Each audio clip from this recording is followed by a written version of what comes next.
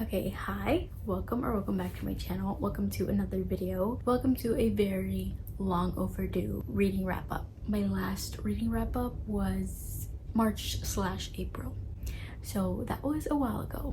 We are at the end of July, so this is going to be a May, June, July reading wrap up. You might think it's like the longest video ever. It is not. I only read 12 books in the last 3 months. I know. It's just been, first of all, very busy. I don't know why I feel like in the summer I just read less. It should be the opposite, but I just read less books. I feel like more is going on. Also, I felt a little bit slumpy. Not slumpy in a I don't want to read way, but more of a nothing that I'm reading is hitting like it should. I feel like a combination of everything just kind of slowed my reading down, but I'm more motivated than ever for August and the rest of the year. I feel like I'm gonna read so much more and hopefully meet my reading goal very soon. But yeah, I have my coffee right now, so get cozy, get comfy. I have my blankets. I'm comfy, so you get comfy, grab a snack. We're gonna talk about the books that I read in the last 3 months, what I think about them, what I recommend, and all of that. So let's get started. Okay, so in May I read 4 books. I started off the month with Destructively Mine by Krista and Becca Ritchie. This is book 2 in the Webs We Weave series. I don't know if it's gonna be a series, a duology, a trilogy. I'm pretty sure it's gonna continue. My rating for this book was 3 stars. I liked the first one a lot better. In book 2, we do get a lot more of the characters. Like the group kind of all comes together. I don't know, we get a lot more plot twists and reveals, which was fun. But I will say that I feel like the first half of the book, maybe 60%, is a lot slower. That's kind of why I rated it a little bit lower. In book 1 specifically, we learn about these characters, 2 con artist families, 2 best friends, Phoebe and Haley. They grew up and going on jobs and doing all these crazy things and pretending they're people they're not. These 2 best friends run away and go to this small town to try and start a new life and just be normal. Haley's brother actually follows them, and Phoebe, our main character, has some history and tension with Rocky, this older brother, and so you just get a lot of tension, banter moments, but also you get a glimpse into a lot of past moments of them going on jobs and how their dynamic is, and I think I really enjoyed it. It's just a different romance. I feel like you don't really see con artist a lot in books, at least contemporary romance, you know, not like a dark romance. So I think that was a very interesting plot and premise. I am excited to keep reading. I want to see more of the other siblings and just overall the whole group. Krista and Becca Ritchie wrote the Addicted series, and they did such a good job with that found family and group setting that I want to see how they do it in this book. I don't feel super connected to the characters yet. It's only book 2. So I'm curious to see how the found family is gonna work out in this series, so that has me intrigued. But this book, specifically book 2, was not my favorite. It wasn't bad, just not my favorite. Okay, then I read Passion Project. This book was 4 stars for me. I was really excited to pick this one up just because I'd had heard a lot of great things about it, and overall I enjoyed it. I liked it. It was a good book. Didn't love it like I think I would. Love the New York setting and them going in different places, activities. I think as someone who has never been to New York but is going soon, it was just really interesting to see all these little places, and I feel like it would be a good book to read either while you're there or after you've been, just because you kind of have an idea of everything that they're doing. But in this book, our main character Henry helps Bennett, our female main character, kind of find her passion in life. Bennett is feeling very slumpy, doesn't really know what's going on in her life, doesn't know what her future will look like, kind of helps her figure it out. So they have this agreement where Henry is going to kind of take her to different things, do different activities around the city, and kind of help her figure out what is it that she loves, what is it that she wants to do with life. And I don't know, I think it's a really good concept of helping someone figure themselves out but also falling in love with them. It was really cute. Maybe I want to reread it after I go to New York, and maybe, I don't know, maybe if I reread it, I feel like I would love it a little bit more. But right now it was a good book. It was 4 stars, a really cute romance, good plot, good concept, and overall, I guess, about finding yourself. And it's very normal to feel like you don't know where your life is going. You don't know if you have a purpose in life. You just feel like you're stuck. And this book is very beautiful of just seeing Bennett find herself and also learn about herself, learn about others. Very good. I enjoyed it. Okay, then I read Out of the Woods by Hannah Bonham Young. I have read this author in the past before. I read Out on a Limb. I do enjoy this author's writing, and so when I saw the premise of this, I was so ready to pick it up. I love a marriage in distress, marriage in trouble marriage trope.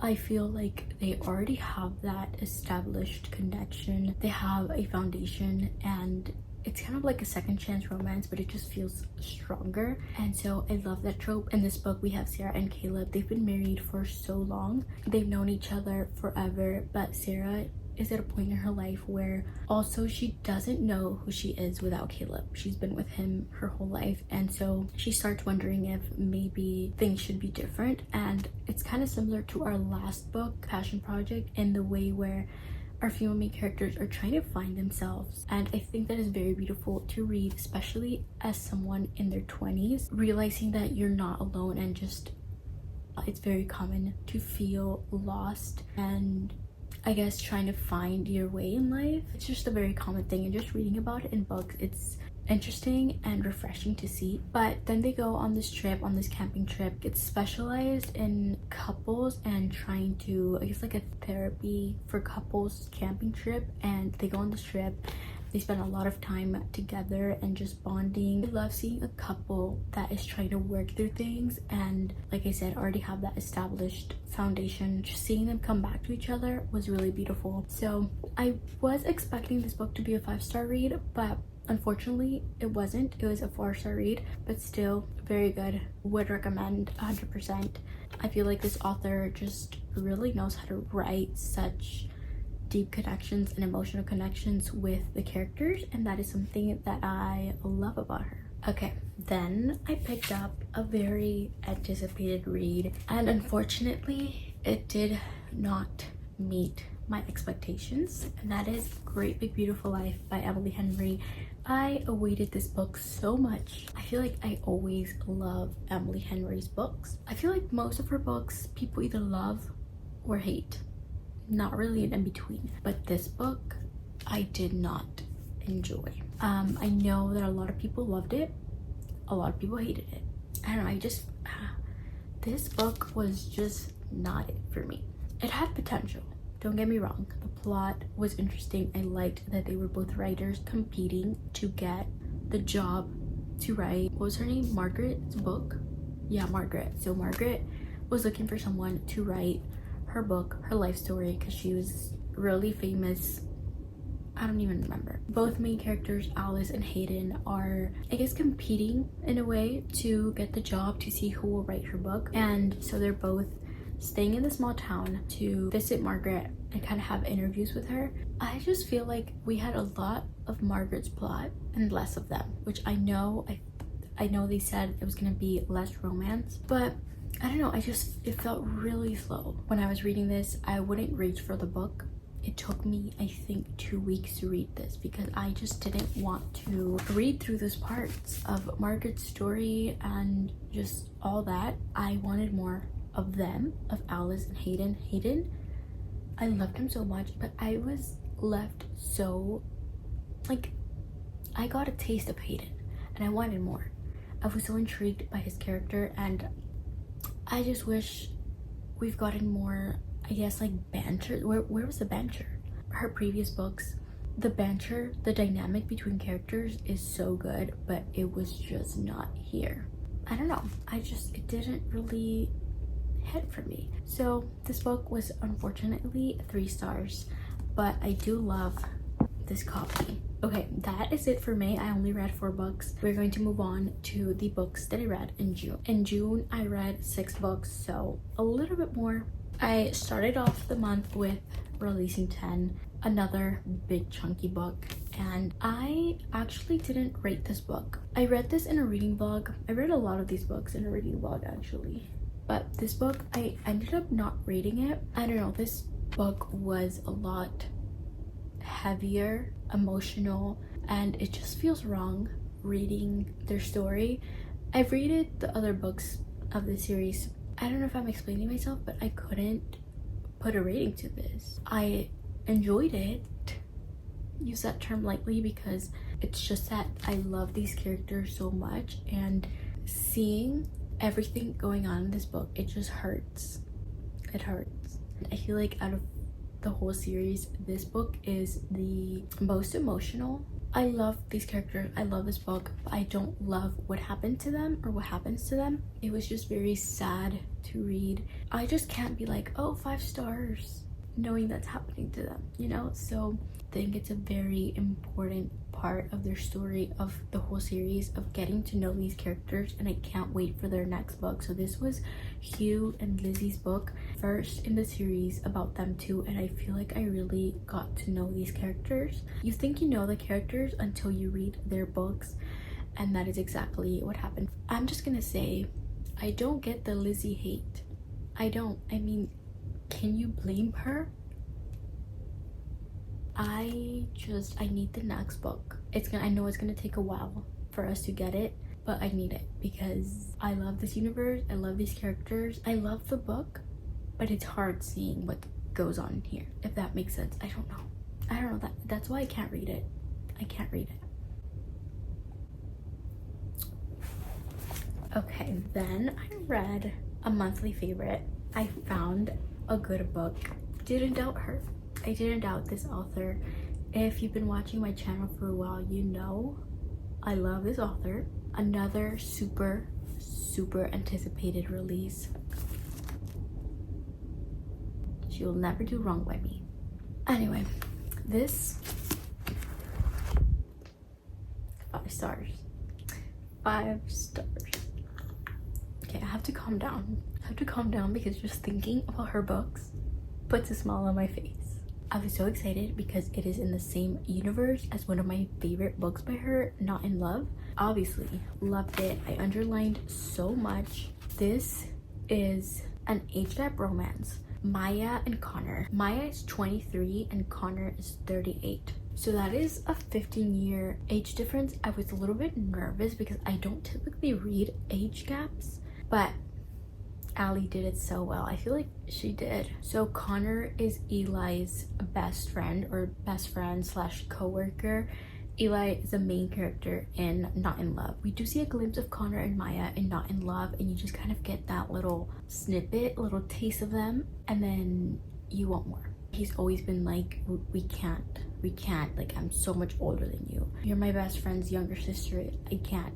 But the tension, the chemistry, it's there, and you can't deny it. So I really, not only did I love the characters and the relationship, but I loved the setting of this book. It takes place in Italy, a small coastal town for Rue and Eli's wedding. I can't wait for her next book, which should be this year, so I'm excited for that. This is the latest Ali release and I enjoyed it so much. Okay, then I picked up Much Ado About Hitting You. I got an art copy from NetGalley. I just thought the cover and the blurb looked interesting, and then it was not. I DNF'd this book. I just couldn't. I don't know if it was the slump talking or not the right time for the book, or I just wasn't connecting with these characters. We have a professor who secretly writes fanfic, spicy fanfic online. This woman comes in and she's supposed to, they're gonna be like cutting the staff, basically fighting people, and she's going around and evaluating these professors, and just immediately they have like this hate. He hates her for doing what she's doing, but that's literally her job. and she hates him for being so rude. Like, they have this hate connection, but there's also that like tension. I don't know, maybe the hate felt so forced. It just felt very physical, like physical attraction. I just couldn't, I don't know, it kind of put me in a slump. I just couldn't physically pick up my Kindle to continue reading it. I was like, I can't, this is gonna put me in a slump. So I DNF'd. Then I was like, I need something good. I need something that I love. Nothing was calling out to me, so I did a reread of one of my favorite books inspired by my latest 5-star read, which was this. I picked up Not in Love, but this time I did the audiobook. The first time I read it, I did the Kindle version, and then this time I did the audiobook. I feel like audiobooks really help when you're in a slump because you can just throw it on, clean, do crafty things, do anything but sit and read, and I feel like it just helps getting your books in. So I did a reread of Not in Love audiobook. Loved it once again. 5-star reads, second time around again. I just love those characters so much. I really relate to Rue and Eli. I just feel, I don't know, I just really relate to them, but also loved how down bad Eli was since the beginning. I loved seeing Rue kind of come out of her shell and open up to people, not only people but Eli. That book really got me motivated to keep on reading because I loved it so much, and I was like, that was amazing. I need to find more books like this. Then I went on to film a fantasy reading vlog, which, spoiler alert, put me in a reading slump. I just can't seem to escape it. I first off started with Belladonna by Adeline Grace. This book was a 3.5 star, I can't remember, in the 3 stars. I have the whole series. I've been having it on my TBR for the longest time, and I was like, okay, it's time to read it. I picked it up, and very interesting premise and plot. Our main character, Signa, she can see death. So death is not a person, he's shadows, but she can see him. She has powers where she can't die. Things that make people die just make her kind of sick, and her healing is just a lot faster. For some reason, people around her die, her guardians and stuff, and so she ends up being sent to her uncle. So she moves in with her family, and honestly, she just wants to be normal. She wants to be left alone because every time that death is around, he brings trouble, someone dies, and she just, first of all, she doesn't want people to keep dying around her, and she doesn't want to keep seeing death because, like I said, he always brings trouble. She just wants to stay in one place for a while without having to move and start all over. And in this book, you kind of see her go through and try and help her cousin who's very sick, near death. She thinks someone is doing it to her, and so that's kind of the plot of this book. But you also have the romance side where she sometimes sees death, but there's this other guy who lives on the family's estate. There's some tension between her and him, and he helps her in some occasions, and so you kind of have that like romance plot as well. I feel like the plot of her trying to solve her cousin's sickness was just a little bit boring for me. I just didn't want to read that. Like, I kept itching to get to the part with the romance. I am intrigued to keep reading the series and see where it goes. I feel like book 1 felt a little bit more of like an introduction, so I am intrigued to keep reading. Even though this one wasn't like my favorite, I was left intrigued to continue, so I will be continuing, just not sure when. But overall, death was my favorite part of this book. I'm just intrigued by him. I feel like the first half of the book was glimpses of him, and I just wanted more parts of him. Hopefully in the next books we get some more. The next fantasy book that I read was Rebel Witch, book 2 in the Crimson Moth series. I enjoyed this one so much more. This was 4 stars. I loved it. So in book 1, we have this witch hunter and a witch, and she has a secret identity where she is a normal person to him, but she's actually a witch, and she goes around and helps other witches. So he's on the hunt for her, and he doesn't know it's her until the very end. But then we get book 2, and in book 2 he knows about her, and he is hunting her because now he's like, I know who you are, I know what you're doing, I'm hunting you. But they fell in love in book 1, so he's in love with her in book 2 and hunting her.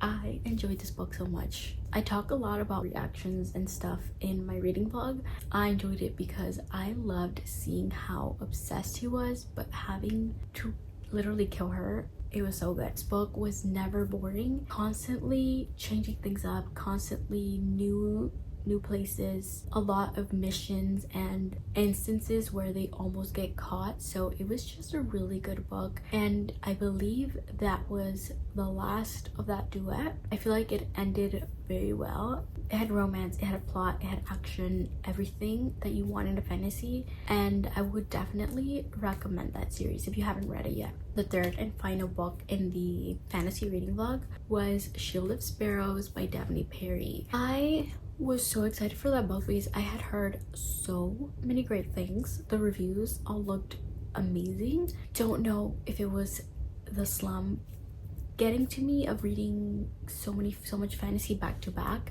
and I was just in the mood for romance that I couldn't really get into that book. I got to about 50% of the book before I DNF'd. I did DNF. I don't know. I have two DNFs in this reading wrap up. I don't really DNF books. I push through.